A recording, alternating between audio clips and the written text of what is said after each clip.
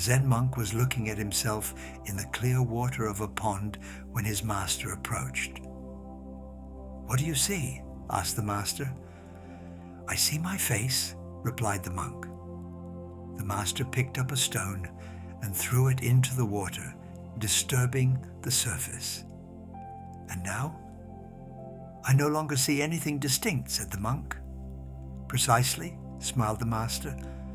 "When the water of the mind is agitated by the waves of the ego, you cannot see your true nature. But tell me, who was there before your reflection appeared, and who remains when it disappears?" This ancient parable points toward one of the most tenacious and universal illusions of human experience: the belief in the existence of a solid, permanent self separate from the rest of existence. What we call the ego resembles a mirage in the desert. From afar, it seems real and substantial, but the closer we approach with a clear attention of consciousness, the more it reveals its elusive nature. The contemplative traditions of the East, Taoism, Zen, Buddhism, have explored this fundamental illusion for millennia and developed skillful means to free us from it. Not to destroy or diminish us, but on the contrary, to reveal our true nature, infinitely more vast and free than the narrow limits in which the ego imprisons us. The ego is often confused with self-esteem or self-confidence. But what Eastern wisdoms call ego, or small self, designates something more subtle and fundamental.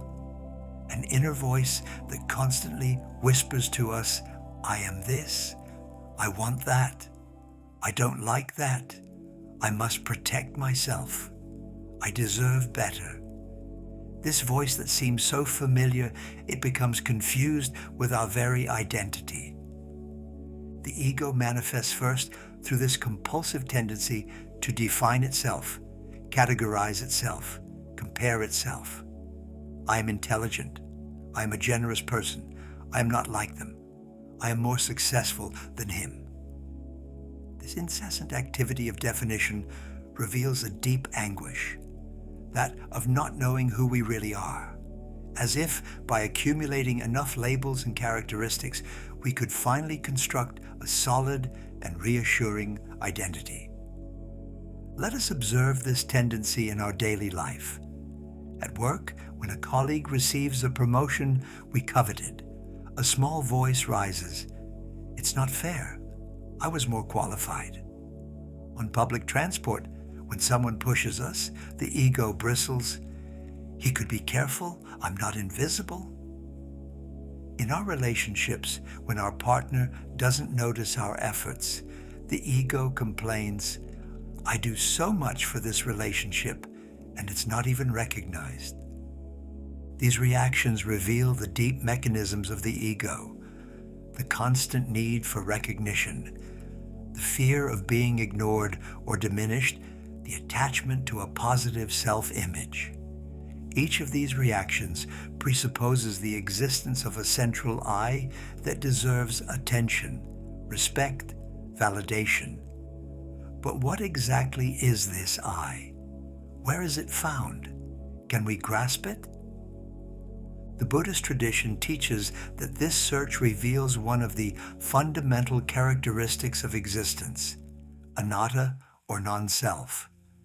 When we carefully examine our experience, we find nowhere this solid and permanent I that the ego claims to be. We find thoughts that arise and disappear, emotions that rise and fall, sensations that appear and vanish, but no fixed entity that would be the owner of all these experiences. A Zen master asked his disciples, "Show me your original mind, the one you had before the birth of your parents." This paradoxical question points toward that reality which precedes and transcends all our egotistic identifications. Before identifying ourselves as man or woman, professional or student, success or failure, something was already there. That pure presence, that clear consciousness which observes all the contents of experience without identifying with any. The Tao Te Ching expresses this truth through the image of Pu, the uncarved block, which represents our original nature before the ego shapes it according to its limited categories. This first nature needs neither to define nor justify itself. It is simply and fully like water that flows naturally toward the ocean without wondering if it is worthy of this journey. This perspective radically transforms our understanding of identity. Instead of seeing identity as something to construct, defend, improve, we discover that it resembles rather a garment we wear, a role we play. Not that this role is false or condemnable, but it does not exhaust what we really are. The actor remains distinct from the character he interprets, even if he can invest himself totally in it. This realization brings profound relief. How much energy we waste maintaining, protecting, improving this image of ourselves. How much suffering is born from this exclusive identification with our temporary roles. When we understand that we are not our thoughts, not our emotions, not our successes or failures, not even our personal history, an immense freedom opens. This freedom does not mean becoming irresponsible or indifferent. On the contrary, it allows us to act with more authenticity and effectiveness. When the ego no longer monopolizes our attention with its narcissistic concerns, we can respond to situations with more clarity and creativity. We stop filtering each experience through the prism of, what does this say about me? To open ourselves to the pure richness of what is. The ego feeds particularly on our attachments, attachment to our opinions, to our possessions, to our image, to our relationships, to our projects. These attachments are not problematic in themselves, but exclusive identification with them creates constant vulnerability. When we believe we are our opinions, any questioning becomes a personal attack. When we identify with our possessions, any loss becomes a diminishment of our being.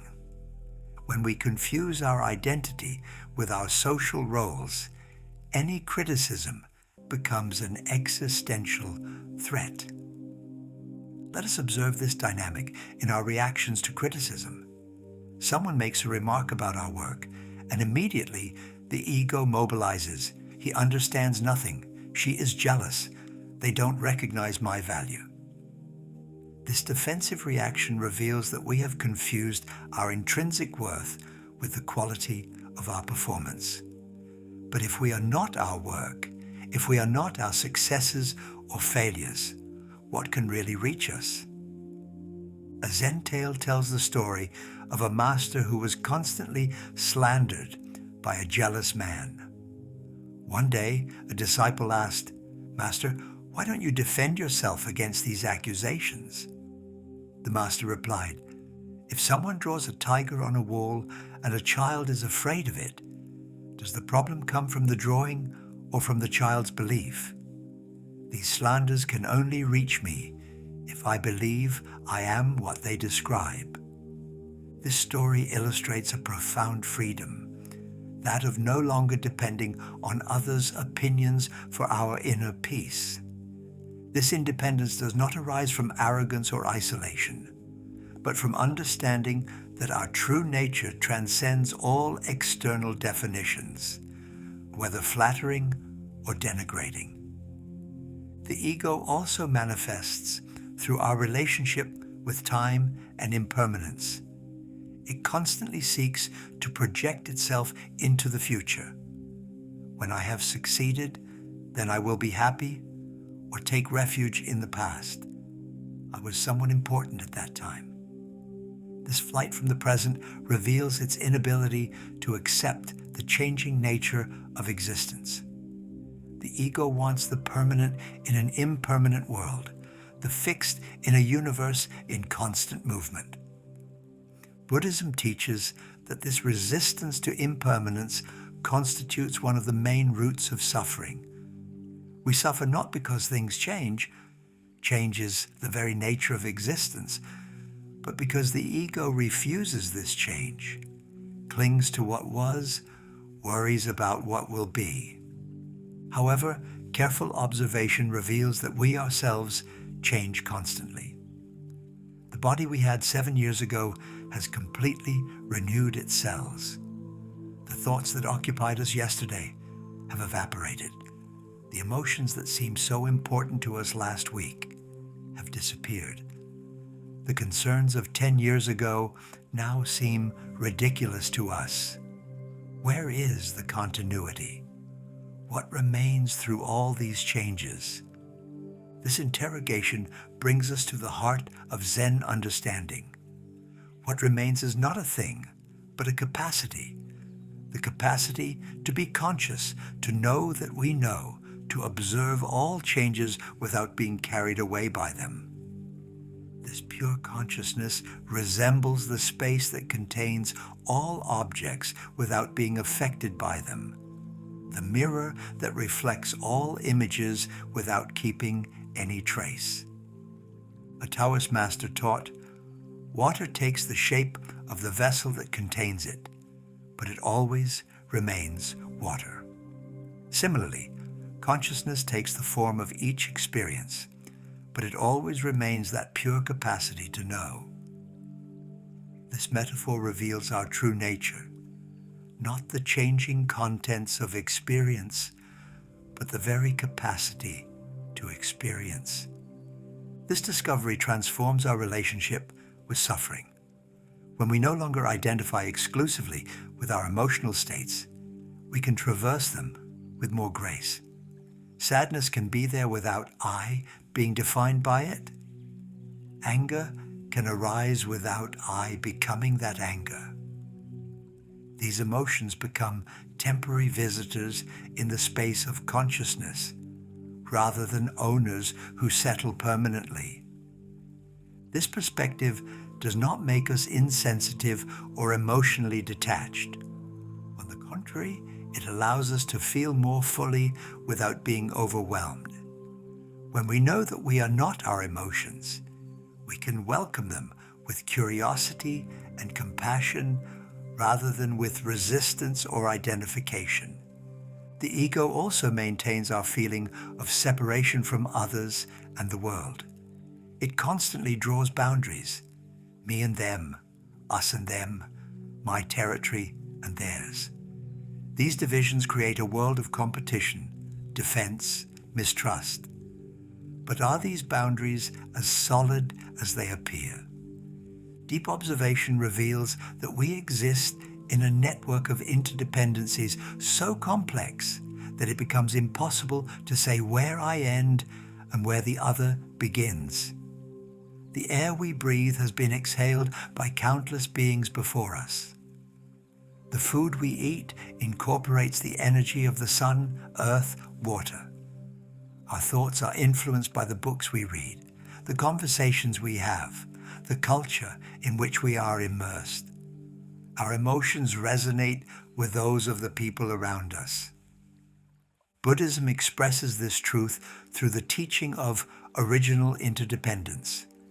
Nothing exists independently. Everything arises in relationship with everything else.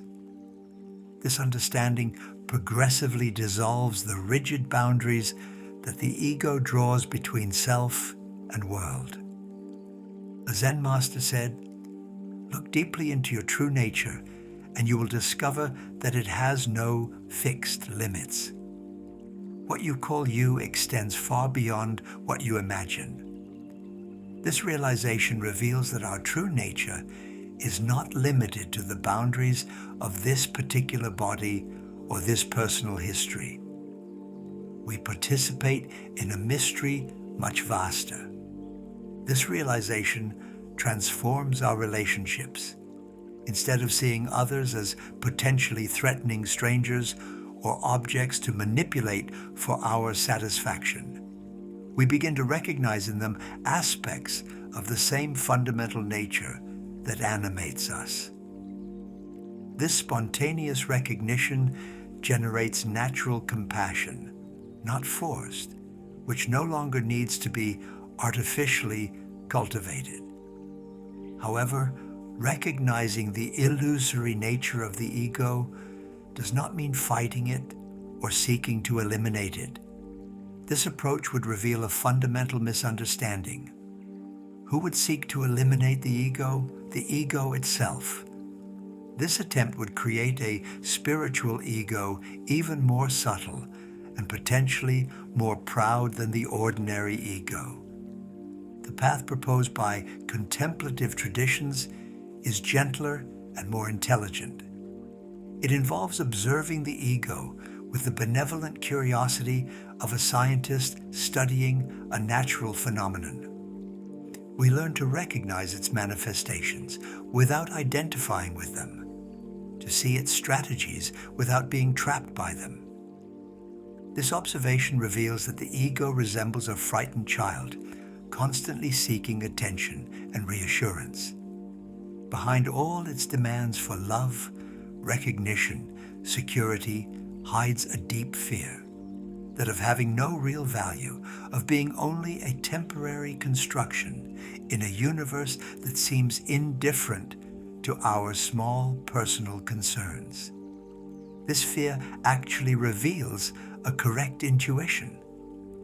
The ego, as it conceives itself, is indeed a temporary construction. But this discovery, instead of being terrifying, can become liberating. If the ego does not have the solidity it claims to have, what can really be hurt? If our separate identity is more fluid than we thought, what can truly be threatened? This understanding opens toward a deeper security than all the protections the ego can erect. A Taoist tale tells the story of a man who dreamed he was a butterfly. In his dream, he fluttered from flower to flower, carefree and free. When he woke up, he wondered, am I a man who dreamed of being a butterfly? Or am I a butterfly now dreaming of being a man? This story illustrates the relativity of our identities and the difficulty of saying what is fundamental and what is construction. This perspective does not plunge us into paralyzing relativism, but invites us to hold our identities more lightly, to play our roles with more freedom. We can be fully a parent, a professional, a friend, while knowing that these roles do not entirely define what we are. This lightness brings new creativity and spontaneity to our interactions. The practice of meditation offers a privileged laboratory for observing the mechanisms of the ego. When we sit in silence, the ego reveals itself in all its agitation. It comments, judges, plans, remembers, worries. It resists the simplicity of the present moment, preferring its complex mental elaborations. In this observing silence, we discover that we are not that chattering inner voice, but the one who hears it. We are not the flow of thoughts, but the space in which they appear and disappear. This discrimination between the observer and the observed constitutes one of meditation's most precious teachings. At first, this realization may seem unstable, fleeting. The ego quickly regains control, convincing us that this experience of pure consciousness was just a pleasant moment without deep importance. But with patient practice, these moments of clarity deepen and stabilize. The Zen tradition speaks of satori, those instants of awakening where the constructed nature of the ego becomes evident with dazzling clarity. These moments can occur in meditation, but also in the most ordinary circumstances. Watching a sunset, listening to music, performing a simple task with total attention. A Zen master described his awakening thus: "Suddenly, there was no one to see the cherry tree in bloom, no cherry tree to see, no vision. There was only this pure blossoming, this beauty without witness and without object." This description points toward a form of direct perception that transcends the subject-object duality maintained by the ego. These experiences reveal that what we sought through all the ego's strategies, fullness, peace, joy, love, was already there, masked by the very construction supposed to lead us to it. The ego resembles someone who would search for glasses already worn on his nose. This discovery transforms our approach to spiritual realization. Instead of seeking to become something more or better, we learn to remove the veils that hide what we already are. This path of subtraction rather than addition corresponds to the Taoist teaching of Wu Wei, accomplishing by not accomplishing, reaching by ceasing to seek. The progressive dissolution of egotistic identifications also reveals a form of natural humility.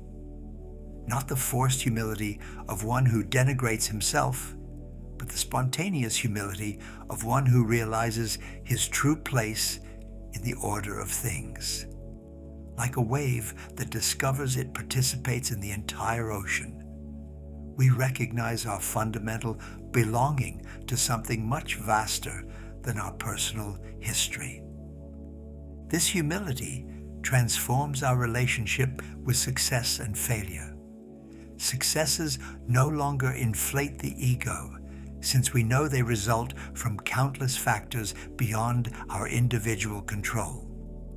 Failures no longer crush us, since we understand they say nothing about our intrinsic worth. This equanimity in the face of life's ups and downs brings profound peace. A Taoist sage taught, "The bamboo bends in the storm and straightens when it passes. It does not resist the wind, but it does not break either. Be like bamboo, flexible without being weak, firm without being rigid." This metaphor illustrates the strength that comes from dissolving egotistic rigidities. This flexibility allows us to adapt to changing circumstances without losing our center. We can play different roles according to needs without identifying exclusively with any. This capacity for creative adaptation replaces the egotistic strategy of control and resistance. In our relationships, this transformation brings new freedom. We stop expecting others to validate our ego or fill our identity deficiencies. This emotional independence allows more authentic connections based on mutual appreciation rather than need, on giving rather than expectation. Paradoxically, by ceasing to desperately seek love to nourish our ego, we discover our natural capacity to love. This discovery does not proceed from spiritual inflation, but from recognition of our true nature. When egotistic barriers dissolve, love can circulate freely, without the filters of fear and calculation. A master also said, "True love has no particular object. It does not seek someone or something to love. It is the very nature of clear consciousness." This form of unconditional love does not depend on the other's qualities or their actions toward us. It radiates naturally from a heart freed from egotistic constructions. This liberation also transforms our understanding of service and action in the world. Instead of acting to reinforce our image as someone good or to satisfy egotistic needs for recognition, we can respond spontaneously to the needs that present themselves.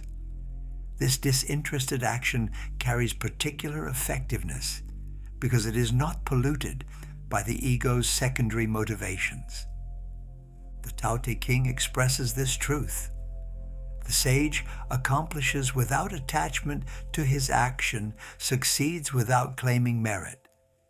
It is precisely because he claims nothing that nothing can be taken from him. This form of egoless action reveals a natural power that does not encounter the resistances generated by egotistic motivations. This understanding also illuminates our relationship with the ultimate questions of existence, those deep interrogations that often torment the ego-seeking certainties. If we are not this aging body, these passing thoughts, this personal history that will end, what really constitutes our essence? This interrogation does not aim to deny the reality of our mortal condition, but to explore what in us transcends this apparent condition. A Zen master taught, before your birth, what was your nature? After your death, where will it be? If you understand this, you understand that life and death are but waves on the surface of the ocean. This perspective transforms our relationship with ultimate questions without claiming to resolve them definitively. This transformation progressively reveals that our true nature neither is born nor dies, not because it would be immortal in the ordinary sense of the term, but because it transcends the ordinary categories of birth and death.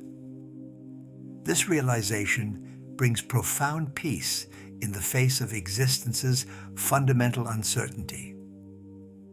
The integration of this understanding into daily life does not happen overnight. The ego has deep roots and subtle strategies for reconstituting itself. It can even disguise itself behind spiritual concepts, creating an awakened ego that believes itself superior to others because it has had some insights into its illusory nature. This vigilance against the spiritual ego demands constant humility and fine observation of our motivations. Each time we catch ourselves feeling superior because we practice meditation, each time we judge others as less awakened, the spiritual ego rears its head. This subtle form of ego can be more tenacious than its ordinary version because it adorns itself with the trappings of spirituality. A Zen tale tells the story of a monk who boasted of his spiritual realization. His master said to him, "Show me your ego." The monk replied, "But master, I have transcended the ego." The master burst into laughter. "There is your ego. It now hides behind your pretended realization." This benevolent vigilance keeps us in humility and simplicity. It reminds us that true realization does not strut, does not compare, claims nothing. It manifests rather through natural simplicity, spontaneous kindness, humble and attentive presence.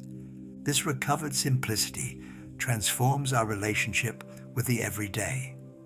The most ordinary tasks reveal their sacred dimension when accomplished without egotistic agitation. Washing dishes becomes a meditation. Listening to a friend becomes an act of service. Walking in the street becomes a silent communion with the life around us. This transformation does not withdraw us from the world, but engages us differently. Instead of approaching each situation asking ourselves, "What do I gain from this?" we can ask ourselves, "How can I serve here?" This change of perspective, apparently simple, revolutionizes our experience.